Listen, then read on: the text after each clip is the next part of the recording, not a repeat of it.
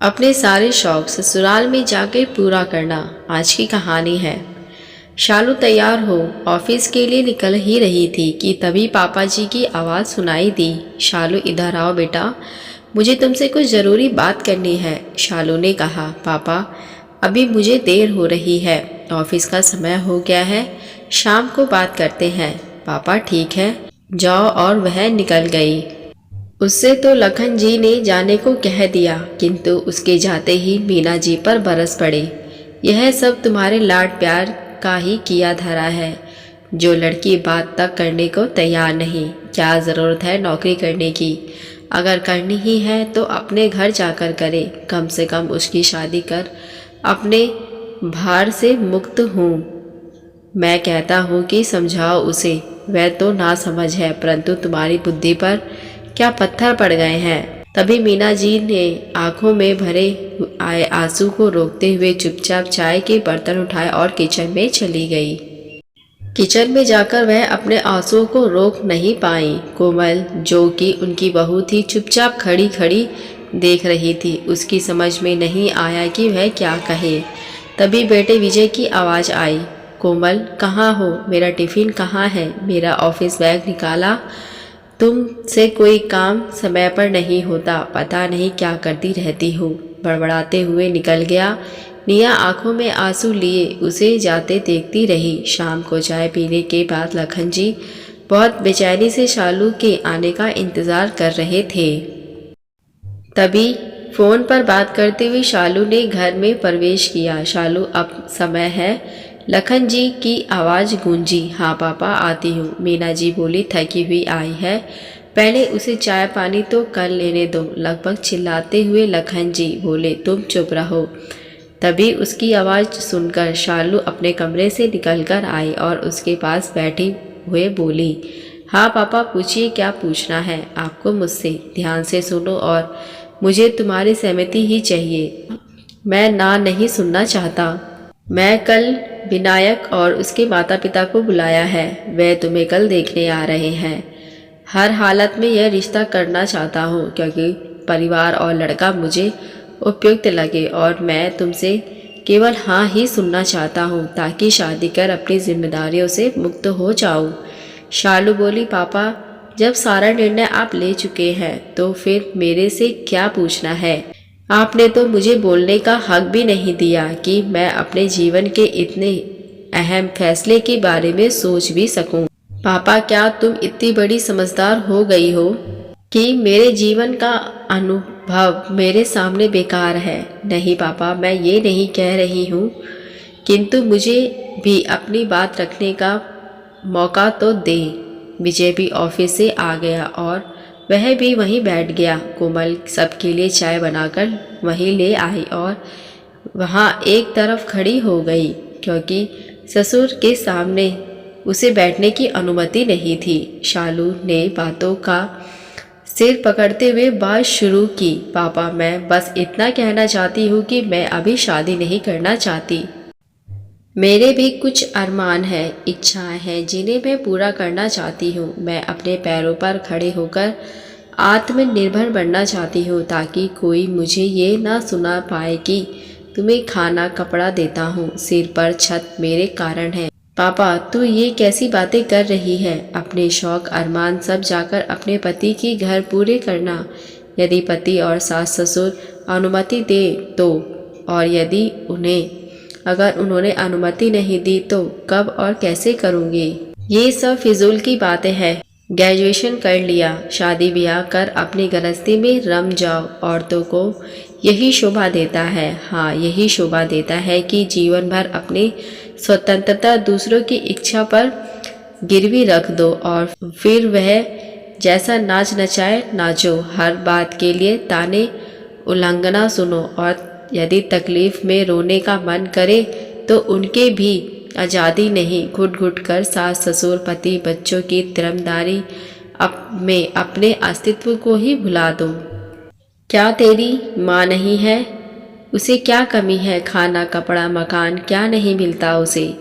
मैं माँ की तरह महान नहीं हूँ ना, उनका सा जीवन जी सकती हूँ जरा, जहाँ परिवार में अपना घमंड हल्का करने की स्वतंत्रता ना हो, कोई ऐसा मजबूत कंधा ना मिले जिस पर सर रखकर अपने आंसू बहा सके। पापा ने कहा, बहुत बड़ी हो गई है, बड़ी बड़ी बातें करने लगी है, कहाँ से सीखती है यह सब? कहीं तेरी माँ तो तुझे यह सब नहीं सिखाती? पापा जोर से शालू चिल्ला पड़ी। माँ को बीच में ना लाइए, ये सब मैंने सीखा है आपके माँ के प्रति व्यवहार से। जब छोटी थी तो नहीं समझती थी, माँ को रातों में रोते देखकर सोचती थी कि उनके कहीं दर्द हो रहा है। मैं पूछती थी, माँ क्यों रो रही हो, दवा लगा दूँ? तब मेरी बात सुलभ बातें सुनकर हंस पड़ती, आंखों में आंसू, होठों पर मुस्कान, यही थी उनकी पहचान। जैसे जैसे मैं बड़ी होती गई कुछ कुछ बातें मेरे समझ में आने लगी। मैं देखती थी कि माँ सुबह से देर रात तक काम में लगी रहती, फिर भी कोई उनसे यह नहीं पूछता कि उन्होंने खाना खाया कि नहीं, उन्हें कोई तकलीफ है कि नहीं। दादी दादू चाचा बुआ और आप भी उन सब पर सवार रहते कि यह नहीं किया वह नहीं किया, हर समय जली कटी सुनाना, ताने उंगलंगना मारना, नानी के घर को लेकर उन्हें उल्टा सीधा बोलना। और जब से मैं पूरी तरह सब समझ गई है तो कम से कम मैं तो ऐसा जीवन नहीं चाहूँगी। आपने एक अच्छा पति बन माँ का साथ निभाया, अपने माता पिता भाई बहन के कहे अनुसार ही अपने भी उन्हें अपमानित किया। अपना घर, माता पिता भाई बहन सबको छोड़कर आपका हाथ पकड़कर आपके भरोसे वह इस घर में आई थी। क्या सपोर्ट दिया आपने माँ को? क्या कभी आपने माँ से पूछा कि वह क्या चाहती है, उन्हें क्या अच्छा लगता है? खाने की स्वतंत्रता नहीं, पहनने की स्वतंत्रता नहीं, कहीं आने जाने की नहीं, सिर्फ उनकी इच्छा अनुसार लट्टू सी घूमती रही। उनका अपना अस्तित्व ही खत्म हो गया। यह केवल मिसिस खन्ना, किसी की बहू, किसी की भाभी और अपने बच्चों की माँ थी। वो खुद कौन थी, क्या थी, पता नहीं। अब पापा कुछ संपत स्वर में बोले, तू कब से इतना सब सोच रही है? मैंने जब से होश संभाला है माँ को रोते ही देखा है। याद है आपको, एक बार जब नानी की तबीयत खराब थी तब आपने उन्हें यह कह दिया, मेरी माँ की भी तबीयत ठीक नहीं है, चुपचाप उनकी सेवा करो, मायके जाने का भूलकर भी नाम नहीं लेना। माँ कितना रोई थी, कितना गिड़गिड़ाई थी कि एक बार मुझे मेरी माँ से मिलने दो, किंतु आपने नहीं जाने दिया। चौथे दिन नानी माँ से मिले बिना ही स्वर्ग सिधार गई। क्या यह अनर्थ नहीं था? वे पत्नी है आपकी, बंधुआ मजदूर नहीं जो उनके जाने से काम की परेशानी होगी। किसी कारण वह अपनों से भी नहीं मिल सकती। मुझे याद है माँ नानी का फोटो देख देख कर चुपके चुपके रोती रहती थी।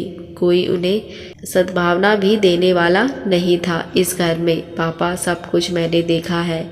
आपको याद नहीं होगा कि एक बार जब चाचू अपने परिवार के साथ आए थे तो आप कितनी चीज़ें बाजार से लाए थे, माँ से कैसे उनकी खातिरदारी कराई थी।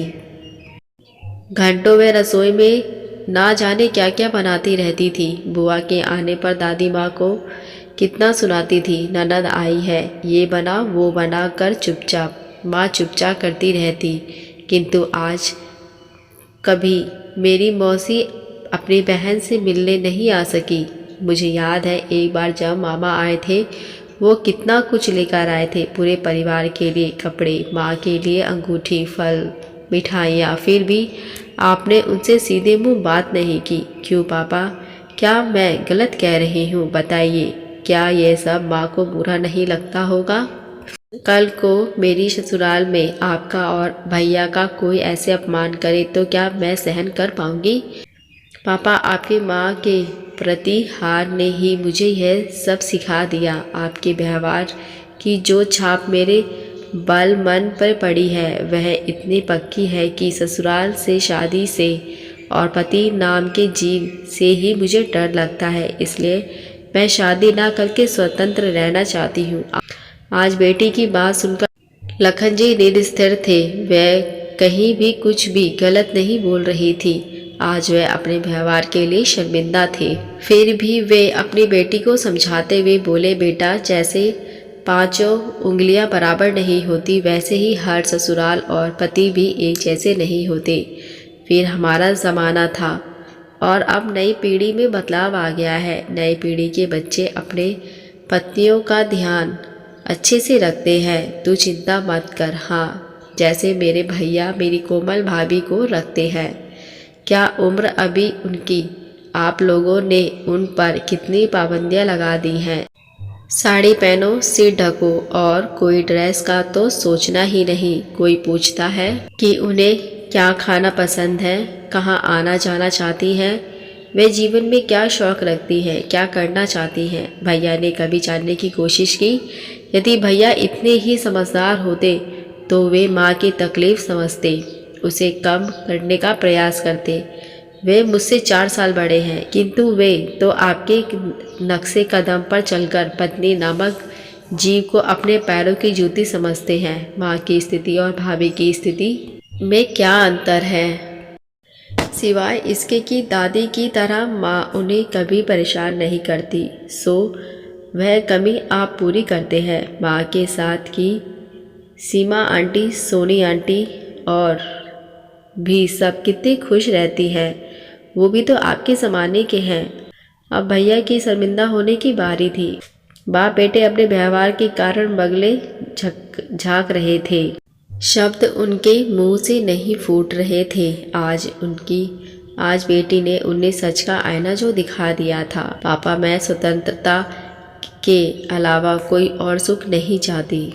मेरी कुछ शर्तें हैं, वह कल आप पहले विनायक और उसके परिवार वालों से पूछ लेना। यदि उन्हें मंजूर हो तो मैं शादी करने के लिए तैयार हूँ। मैं अपनी इच्छा, अपने अरमान पूरी करूँगी, नौकरी करूँगी।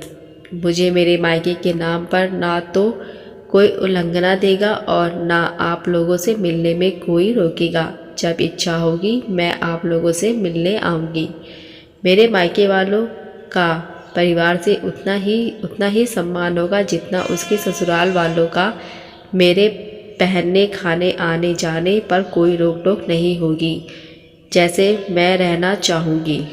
यदि उन्हें यह सब मंजूर है तो ये बात आगे बढ़ेगी, नहीं तो मैं जीवन में उस सुपात्र का इंतज़ार करूँगी जो मुझे और मेरी भावनाओं को समझेगा, मेरा साथ कदम कदम पर देगा, जो मुझे केवल अब तनकीय कर्मचारी 2400 घंटे 365 दिनों की ना समझ वास्तव में मेरे सुख दुख का साथी होगा। मेरा पति होने के साथ साथ वह मेरा दोस्त भी होगा, जिससे मैं बिना डरे, बिना हिचक अपने मन की बात कर सकूं। जब मुझे ऐसा साथी मिलेगा तब मैं आपकी अनुमति से उससे विवाह कर लूँगी। आप मेरी चिंता छोड़ दें। पापा और भाई अपनी करनी पर सिर झुकाए निस्तर थे और शालू उठकर अपने कमरे में चली गई। दूसरे दिन से शालू को घर में पापा और भैया के व्यवहार में बदलाव नजर आया। मीना जी को अपनी बेटी पर गर्व था। उनकी बेटी को उनकी तरह घुट घुट कर जिंदगी नहीं गुजारनी पड़ेगी।